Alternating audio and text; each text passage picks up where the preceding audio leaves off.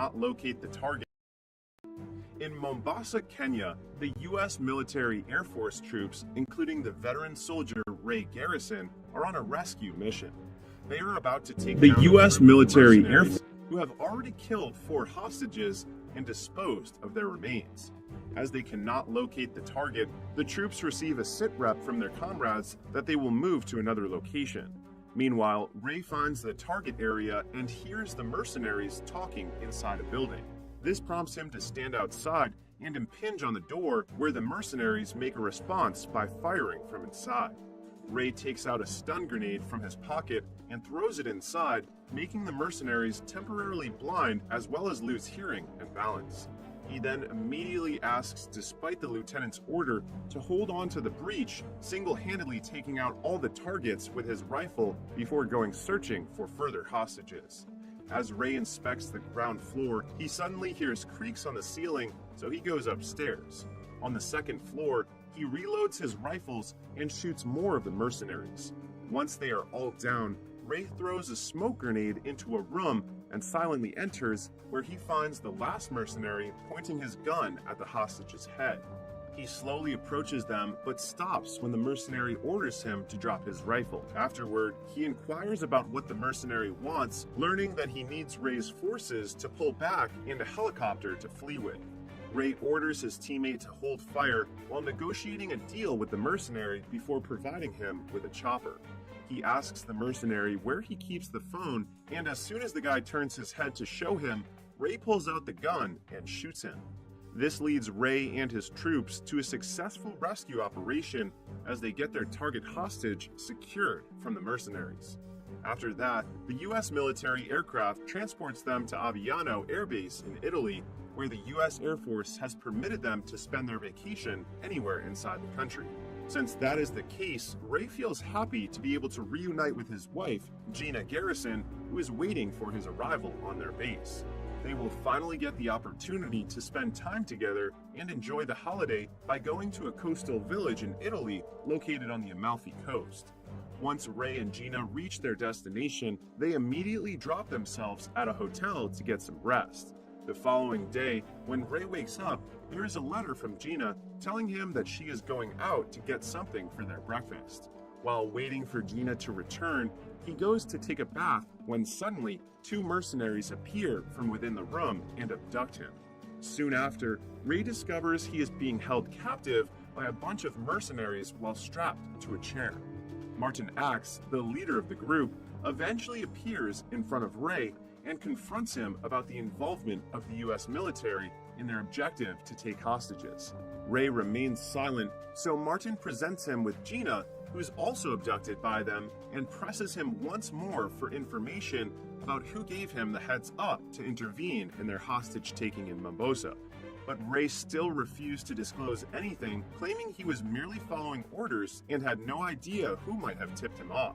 In light of this, Martin brutally murders Gina in front of him, who promises vengeance after witnessing the act. But before he can do anything, Martin already takes his life. And yet, Ray wakes up later at the Rising Spirit Technologies laboratory, where he is in an experiment led by the head scientist, Dr. Emil Harding.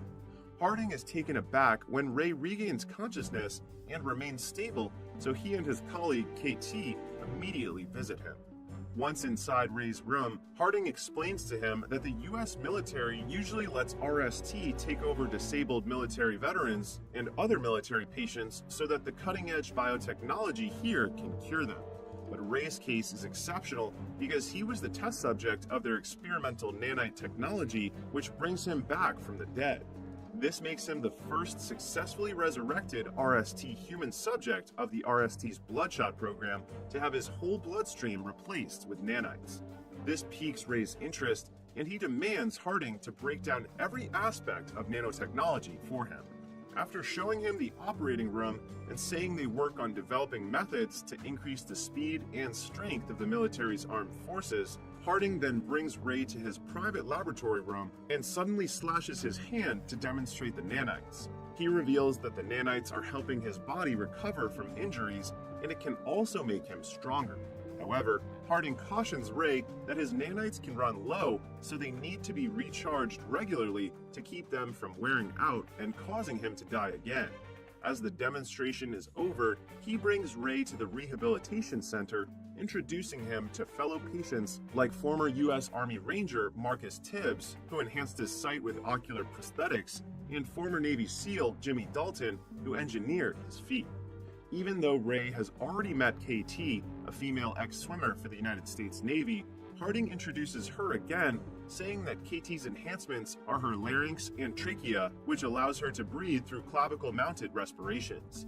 Later at night, Ray struggles to sleep because he dreams of Gina and Martin and gets out of bed. He goes to the rehabilitation facility to work out, but stops when he sees KT taking late-night diving.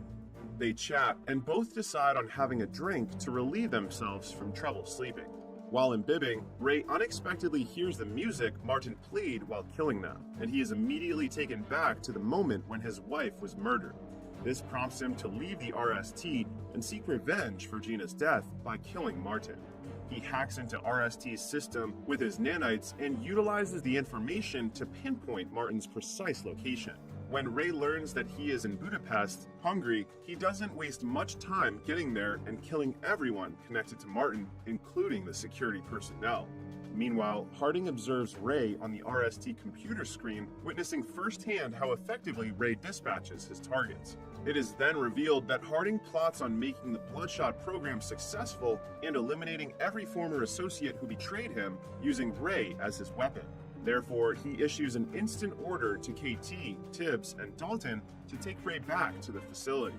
Once Ray returns, Harding puts him to sleep and orders Eric, his co-scientist, to begin resetting his nanites and alter his recollection of Gina's death, replacing the person who kills her from Martin to a person named Nick Barris. KT protests this plan of Harding, but he ignores her and even threatens to shut her enhancements down if she tries to get in the way. When Ray awakens again with no memories, Harding pretends to be surprised again and begins reintroducing RST and the new developments in his body. As Harding continues to speak, Ray starts recalling Gina's death, in which he accuses Barris of kidnapping and brutally killing her. Livid, Ray leaves the RST again and follows Barris to East Sussex using his nanites. However, as Harding observes Barris's hideout via computer, he becomes suspicious seeing an unfamiliar man conversing with Barris. So he asks Eric about him and learns that he is Wilfred Wiggins, a skilled programmer and an open-source contributor to many of his innovations, including the nanites. This alarms Harding and KT, but their worries escalate when they find out that Wiggins is ordered by Barris to come here because Barris can't stop panicking, knowing that Harding will send someone to kill him. He forces Wiggins to place an electromagnetic pulse bomb that can incapacitate Ray in the room. Wiggins then sets it in motion and hands Barris the remote, telling him to wait until the EMP bomb is fully charged before detonating it.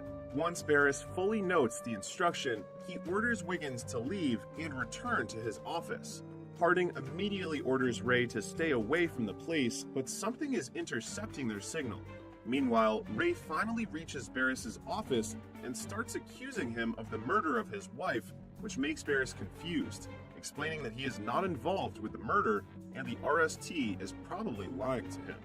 But with his rebooted memory, Ray refuses to believe Barris and unhesitatingly shoots him.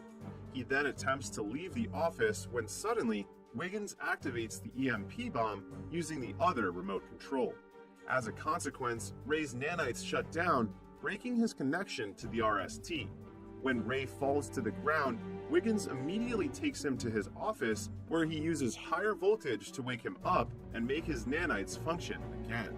Once Ray awakens, Wiggins clarifies that he is not an enemy and proves it by taking off the bonds on his hands. Seeing that Ray is persuaded, he flips the lights back on and keeps eating his noodles while introducing himself to Ray and boasting about his extraordinary coding abilities. He also makes it clear that he is under duress to work for Barris. As Wiggins continues, a slew of conflicting recollections suddenly strikes Ray, in which the identity of the person who murdered Gina blurs. Ray then tells Wiggins about it, and Wiggins explains that RST resurrected him so they could manipulate him and kill every defector of Harding's creation. Now that Ray has figured out the truth, he attempts to return to the RST facility to take down Harding, but Wiggins refuses to release him, claiming that Harding will just take control of Ray and modify his memories to make it look like Wiggins was the one who murdered his wife. Ray then cuts his hand to release several nanites, showing it to Wiggins, and asks him to reverse engineer the nanites since he is confident in his ability to reprogram anything. Meanwhile, thinking that Gina is probably alive since his memory has been manipulated, Ray leaves for a while to track her down with a phone Wiggins gives him that can connect to a satellite and make the search easy. On the other hand, having lost contact with Ray, Harding presses Eric, demanding him to fix it. Eric, stressed out and frightened, finds the car Ray is riding. Harding then instructs him to tell Tibbs and Dalton to follow it. Concurrently, Ray finally finds out that Gina is in London and immediately visits her place. He rings the doorbell and Gina opens the door for him. It is a shock to Ray that she is still alive, but it comes as an even bigger shock to him when Gina says they broke up 5 years ago.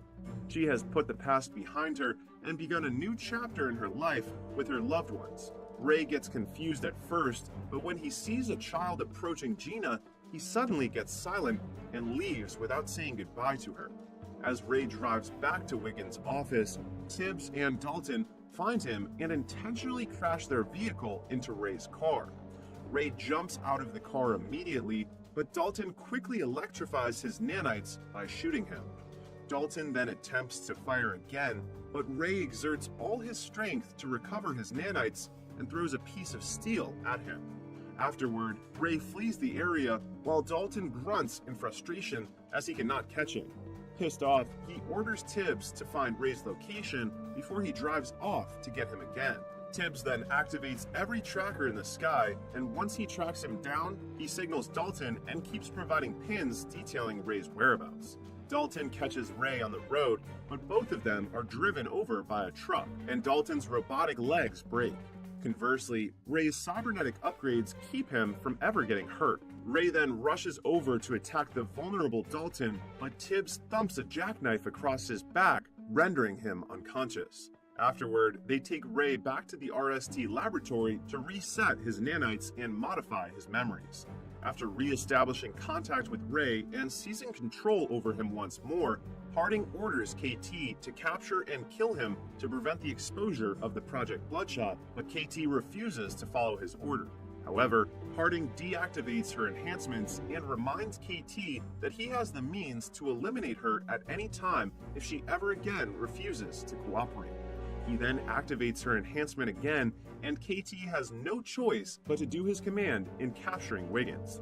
Soon after landing in London, KT gets a call from Eric informing her that Wiggins is in the Monteverde in Soho and has brought guards with him. KT then takes mental note of Eric's detailed description of Wiggins and patiently awaits his arrival at the front door. When she finally spots him emerging from the building, she launches her strategic attack by borrowing a lighter from him and blowing smoke right at his face until he passes out. KT then knocks off Wiggins' guards to ensure that no one would stop her from capturing Wiggins. But instead of murdering Wiggins, she plots a scheme with him against RST. KT has favored him for his potential assistance in her plan to escape RST's control and destroy the company's Bloodshot project. A while later, she returns to the RST facility alone and tells Harding that Wiggins managed to escape since he was anticipating her arrival. She then places the responsibility on Eric, saying he was careless in his search for Wiggins, leading to Harding's disappointment.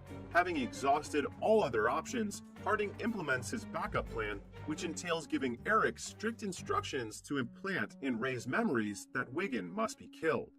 This prompts KT to storm out of the laboratory and immediately proceed to the control room, where she disrupts Ray's reprogramming process. She alters the sim and connects it to Wiggins' computer to let him do the rest. On the other hand, Harding quickly realizes that KT has tampered with the simulator and rushes to the command center to stop her. But it's too late. Wiggins has already gained access to the RST administration and takes complete control of the awakened Ray. In preparation for Harding's arrival in the control room, KT suits up in body armor laden with smoke grenades. Once inside, Harding makes another attempt to use his remote to shut down KT's rebreather, only to find that he has been locked out. KT throws the smoke grenade at him and runs out of the command center. Afterward, she initiates phase 2 of their operation and destroys the RST technologies using canisters. Meanwhile, Harding informs Dalton and Tibbs that KT has gone rogue and Ray is awake and offline, and commands them to find Ray, shut him down, and eliminate him if necessary. In the light of this, Dalton and Tibbs instantly put on their combat gears and grab their high-tech weaponry. Tibbs tracks down Ray with the help of the cybernetic eyes monitoring system, while Dalton is on the mission of bringing him to heel. As they begin their task, Tibbs spots Ray on his way to the 74th floor level and notifies Dalton. Dalton, anticipating Ray's arrival on the floor, activates his advanced technology weapon and waits for an opportunity to attack. As expected, a battle breaks out between the two. However, it soon becomes clear that Ray is too powerful to be stopped alone, causing them difficulty recapturing him. Their battle gets more intense when the building begins to collapse and Dalton lets Tibbs fall even though he hears him yelling for aid. Dalton has no remorse and is solely focused on destroying Ray, but also gets killed when Ray falls, dragging him off the building. Ray, on the other hand, survives due to the nanites that protect him from damage. Afterward, he prevents Harding from driving away by throwing Dalton's artificial leg extension in his direction. This causes Harding to get out of the car and pull out his modified weapon to fire at him, trying to wear off the nanites in Ray's system. But Ray does not worry about him getting killed and proceeds to walk toward Harding. That forces Harding to reload his gun with a new grenade launcher and fire at him again. He expects that Ray will finally stop since his nanites levels are depleting. However, Ray is eager to eliminate Harding despite knowing he can almost put himself at risk of death once the nanites in his body overclock and get destroyed. He pulls the pin on a grenade that the nanites disassembled and detonates it just as Harding manages to choke him, ensuring their mutual demise. After a while, Ray wakes up and sees Wiggins sitting beside him, who manages to bring him back to life. Wiggins also enhanced Ray's physical endurance, making his nanites completely independent. The movie ends with Ray getting a fresh start in life with his new family, Wiggins and KT.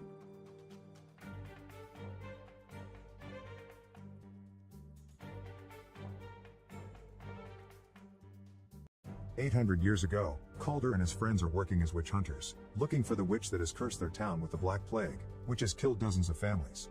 When they make it to the center of the forest, they discover the Witch Queen is behind this, and she kills the first soldier by summoning a swarm from his mouth. Then she brings up a few undead to attack them, and Calder immediately lights his sword on fire to keep them at bay. A fierce battle ensues, and while his friends defend themselves from the evil creatures, Calder goes after the queen, only to find a toy on the ground that reminds him of his dead family. Calder realizes this isn't real, and when he snaps out of the illusion, he begins fighting the Witch Queen directly.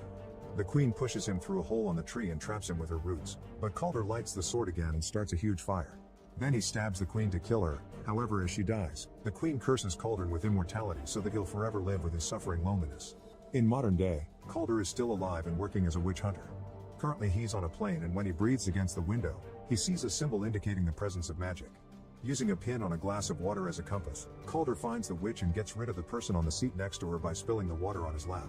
It turns out this witch is traveling with some ancient runes in her bag, and that's causing a storm that will make the plane crash soon.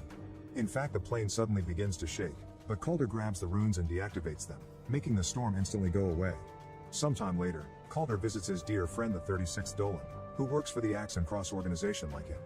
It's revealed that witches still exist and are allowed to live alongside humans as long as they don't use magic against them. Calder only intervenes when it's necessary to keep peace. The Dolan will be retiring soon after 50 years of service, so Calder gives him an antique pen to. He also learns that his friends has already chosen the 37th Dolan, a young man that vows to watch out for Calder. Afterward, the 36th Dolan takes a cab to go home while the mysterious Belial watches from afar. The next day, Calder receives a call informing him that the 36th Dolan died in his sleep last night. Devastated by the news, Calder goes to watch the ceremony in which the young man is officially declared 37th Dolan with a burning mark on his arm. Then the two of them go to the dead Dolan's apartment to investigate the death. Calder uses the usual tricks to check for elemental magic, like the breath on the window and a lighter, but there aren't any signs. However, when he's about to leave, he finds 3 dead insects and finds it suspicious. He uses a special powder on the floor and reveals a pentagram, which suddenly explodes and makes runes appear on the walls. This confirms the entire room has been cursed with the rare black magic and that his friend was murdered. When looking further, Calder discovers the pen is gone. He also finds a book with a bloody fingerprint and begins suspecting the new Dolan, but the guy reveals his burned hands to prove his innocence. When he was a kid, some witches set his house on fire, and it had been Calder who saved him from it. Afterward, the duo goes to the local bakery and force their way into the kitchen, where people are cooking with creepy ingredients. The powerful witch Max is there selling illegal uppers and tries to escape with a cloud of butterflies when he hears them, but Calder blocks his way by capturing the butterflies in a jar. Max says he knows nothing about a user of dark magic, but after Calder insists with a threatening tone, Max explains he sold a forbidden herb to a stranger. Max is blind so he can't describe the guy, but he smelled the scent of arsenic and rotten apples on his body. This gives Calder the idea the killer is in a funeral parlor near an apple tree, so he sends the Dolan home for his safety and goes to investigate alone. Meanwhile, a kid is shocked to find a trail of gummy bears on the streets and follows it to find a beautiful gummy tree near a bright house where Belial is watching. When the kid grabs the gummies, Calder stops him and reveals they are actually rotten apples. The house turns old and ugly, and when Calder enters to investigate, he finds a young scared girl. Calder approaches her only to discover she's a warlock in disguise called Alec. The warlock tries to attack Calder and stabs his hand before running away. Calder's wound quickly closes and goes after Ellis, throwing a knife to stuck him on a wall. After finding Dolan's gift pen, Calder knocks Alec out and takes him to the Council of Witches, where the 37th takes the chance to punch Alec for revenge. The council leader Glazer uses card reading to prove Alec is guilty, and she ignores Calder when he says Alec couldn't have been working alone considering the powerful spell he used. Glazer summons a terrifying creature known as the Sentinel and feeds Alec to it without hesitation.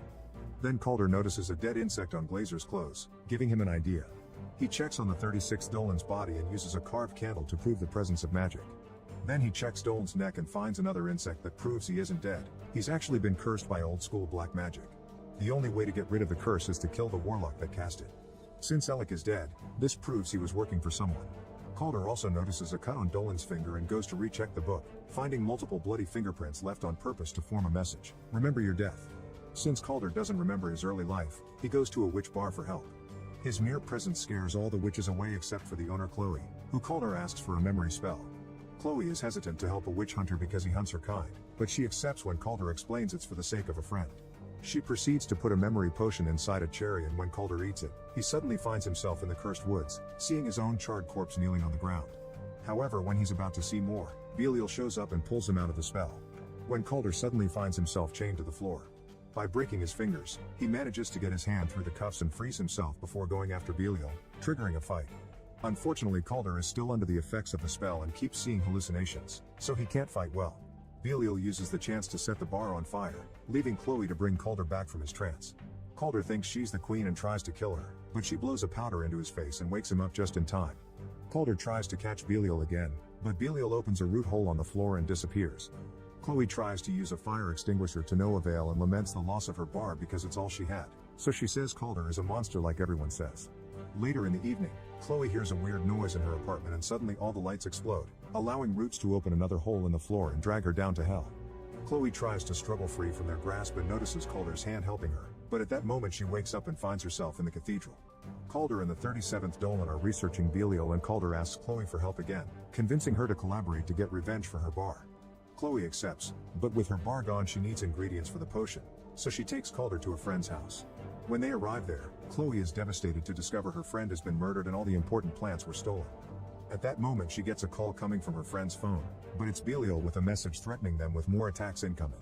Since they don't have other choice, Calder goes to see the dangerous witch Danique, who accepts to lend them the plants.